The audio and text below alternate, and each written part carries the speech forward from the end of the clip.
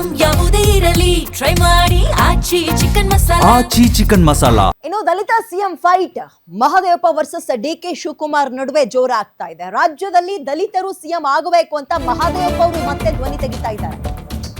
ಸಿದ್ದರಾಮಯ್ಯ ಸೇರಿ ಹೈಕಮಾಂಡ್ ಇದೆಯಲ್ಲ, ಹೈಕಮಾಂಡ್ ಸಿದ್ದರಾಮಯ್ಯ ಅವ್ರನ್ನ ಸೇರಿ ದಲಿತರನ್ನ ಸಿಎಂ ಮಾಡಬೇಕು, ದಲಿತರು ವೋಟ್ ಕೊಟ್ಟಿದ್ದಾರೆ, ಬೇರೆಯವ್ರು ಯಾಕೆ ಸಿಎಂ ಆಗ್ಬೇಕು?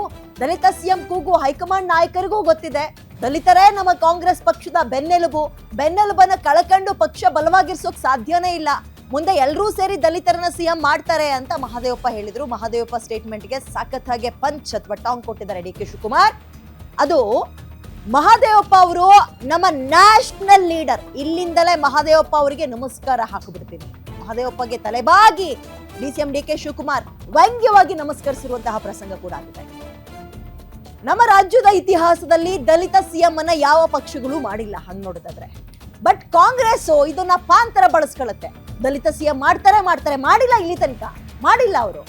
ಆದ್ರೆ ಈಗ ದಲಿತ ಸಿಎಂ ಆಗ್ಬೇಕು, ಲಿಂಗಾಯತರು ಸಿಎಂ ಆಗ್ಬೇಕು, ಬ್ರಾಹ್ಮಣರಾಗ್ಬೇಕು, ಗೌಡ್ರಾಗ್ಬೇಕು ಅನ್ನಕ್ಕಿಂತ ಪಕ್ಷಕ್ಕೆ ಯಾರು ದುಡ್ದಿದ್ದಾರೆ, ಯಾರ ನೇತೃತ್ವದಲ್ಲಿ ಪಕ್ಷ ಎಲೆಕ್ಷನ್ ಅನ್ನ ಎದುರಿಸ್ತು, ಎಷ್ಟು ನಂಬರ್ಸ್ ತಗೊಂಡು ಬಂದ್ರು, ಅವ್ರಿಗೆ ಕೊಟ್ಟಂತಹ ಸಂಪ್ರದಾಯ ರೂಢಿಸ್ಕೊ ಬಂದ್ರು, ಸಡನ್ ಆಗಿ ಚೇಂಜ್ ಮಾಡಿದ್ರು ಸಿದ್ದರಾಮಯ್ಯ ಅವ್ರ ವಿಚಾರದಲ್ಲಿ.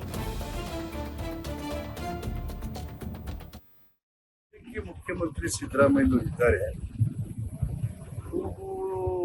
ಇನ್ನೂ ಮುಟ್ಟಿಲ್ಲ.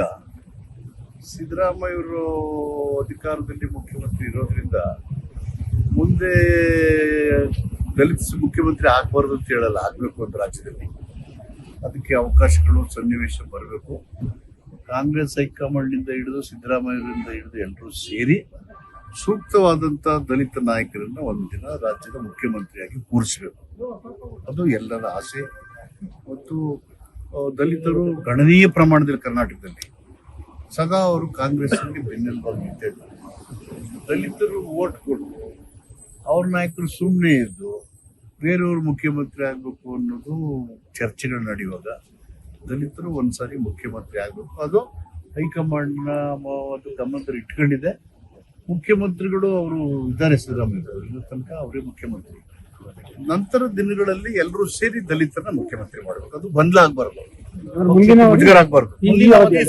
ಮುಂದಿನ ಅವಧಿಗೆ ದಲಿತ ಸಿಎಂ ಕೂಗು ಅದು ಈ ಕೂಗೆಲ್ಲ ಹೈಕಮಾಂಡ್ ಗೊತ್ತಿದೆ, ನಾಯಕರಿಗೂ ಗೊತ್ತಿದೆ. ದಲಿತರನ್ನೇ ಕಾಂಗ್ರೆಸ್ಸಿನ ಬೆನ್ನೆಲುಬು ಅನ್ನೋದು ಗೊತ್ತಿದೆ. ಕಾಂಗ್ರೆಸ್ಸಿನ ಬೆನ್ನೆಲುಬು ಕಳ್ಕೊಂಡು ಪಕ್ಷ ಬಲವಾಗಿರಕ್ಕೆ ಸಾಧ್ಯ ಇಲ್ಲ. ಹೀಗಾಗಿ ಬೆನ್ನೆಲುಬನ್ನು ಬಲಪಡಿಸ್ಬೇಕು ಅಂದ್ರೆ ಆತರ ತೀರ್ಮಾನ ಆಗ್ಬೇಕಾಗುತ್ತೆ. ಒಂದಿನ ಆ ತೀರ್ಮಾನ ಬರುತ್ತೆ. ಡಿ ಕೆ ಶಿವಕುಮಾರ್ ಹೇಳ್ತಾರೆ, ಒಕ್ಕಲಿಗರು ಪ್ರಾಬಲ್ಯನೇ ಹೆಚ್ಚಿರುತ್ತೆ, ನಮಗೂ ಕೂಡ ಕೊಡ್ಬೇಕಾಗುತ್ತೆ, ನನ್ನ ಪ್ರತಿಫಲ ಸಿಕ್ಕೇ ಸಿಕ್ಕುತ್ತೆ ಅನ್ನೋ ವಿಶ್ವಾಸ ನನ್ನಲ್ಲಿ ಇದೆ ಅಂತ ಡಿ ಕೆ ಶಿವಕುಮಾರ್ ಪ್ರತಿಯೊಬ್ಬರಲ್ಲೂ ಆ ರೀತಿಯ ಅಭಿಲಾಷೆ ಆಸೆ ಇದ್ದೇ ಇದೆ. ಅದು ತಪ್ಪು ಅಂತ ಹೇಳಕ್ಕಾಗಲ್ಲ. ಇವೆಲ್ಲವನ್ನ ಹೈಕಮಾಂಡ್ ಪರಾಮರ್ಶಿಸಬೇಕು. ಅವರು ನಮ್ಮ ನ್ಯಾಷನಲ್ ಲೀಡ್ರು, ಅವರು ನಮ್ಮ ಲಾಸ್ಟ್ ಲೀಡ್ರು, ಇಲ್ಲಿಂದನೇ ಅವ್ರಿಗೆ ನಮಸ್ಕಾರ. ಅವರು ನಮ್ಮ ನ್ಯಾಷನಲ್ ಲೀಡ್ರು, ಅವರು ನಮ್ಮ ಲಾಸ್ಟ್ ಲೀಡ್ರು, ಇಲ್ಲಿಂದನೇ ಅವ್ರಿಗೆ ನಮಸ್ಕಾರ. ಅವರು ನಮ್ಮ ನ್ಯಾಷನಲ್ ಲೀಡ್ರು, ಅವರು ನಮ್ಮ ಲಾಸ್ಟ್ ಲೀಡ್ರು, ಇಲ್ಲಿಂದನೇ ಅವ್ರಿಗೆ ನಮಸ್ಕಾರ. ಅವರು ನಮ್ಮ ನ್ಯಾಷನಲ್ ಲೀಡ್ರು, ಅವರು ನಮ್ಮ ಲಾಸ್ಟ್ ಲೀಡ್ರು, ಇಲ್ಲಿಂದನೇ ಅವ್ರಿಗೆ ನಮಸ್ಕಾರ. ಅವರು ನಮ್ಮ ನ್ಯಾಷನಲ್ ಲೀಡ್ರು, ಅವರು ನಮ್ಮ ಲಾಸ್ಟ್ ಲೀಡ್ರು, ಇಲ್ಲಿಂದನೇ ಅವ್ರಿಗೆ ನಮಸ್ಕಾರ. ಅವರು ನಮ್ಮ ನ್ಯಾಷನಲ್ ಲೀಡ್ರು, ಅವರು ನಮ್ಮ ಲಾಸ್ಟ್ ಲೀಡ್ರು, ಇಲ್ಲಿಂದನೇ ಅವ್ರಿಗೆ ನಮಸ್ಕಾರ. ನಿಮ್ಮೂರಿನಿಂದ ವಿಶ್ವ ಮಟ್ಟದವರೆಗೆ ರಾಜಕೀಯ, ಸಿನಿಮಾ, ಸ್ಪೋರ್ಟ್ಸ್ ಯಾವ ಸುದ್ದಿಯೂ ಮಿಸ್ ಆಗಲ್ಲ. ಬರೀ ಸುದ್ದಿಯಷ್ಟೇ ಅಲ್ಲ, ಜೊತೆಯಲ್ಲೇ ಇರುತ್ತೆ ವಿಶ್ಲೇಷಣೆ. ಗ್ಯಾರಂಟಿ ನ್ಯೂಸ್ನ ಸಬ್ಸ್ಕ್ರೈಬ್ ಮಾಡಿ, ಫಾಲೋ ಮಾಡಿ, ಕ್ಷಣ ಕ್ಷಣದ ಅಪ್ಡೇಟ್ಸ್ ಪಡೆಯಿರಿ.